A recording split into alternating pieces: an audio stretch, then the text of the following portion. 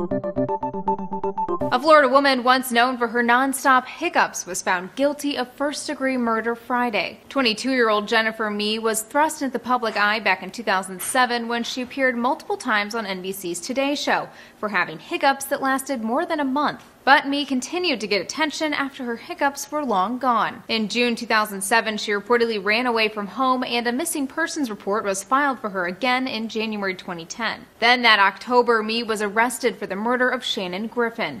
Police say she met Griffin on a social networking site and then lured him into an empty home days later. Mee then allegedly led Griffin to the back of the house where two men shot him multiple times with a .38 caliber revolver.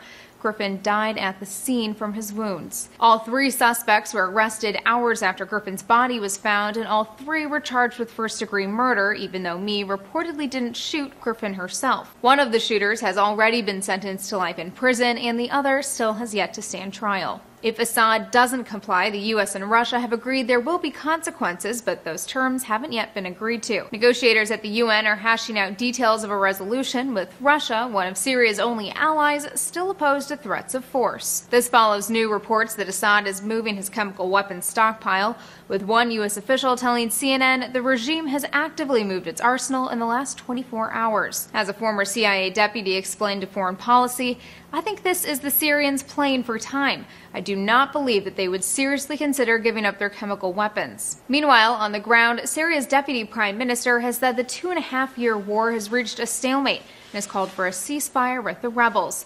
This has been your 3 to C for Newsy. I'm Elizabeth Hagedorn. For Newsy, I'm Elizabeth Hagedorn. Multiple sources, a broader view.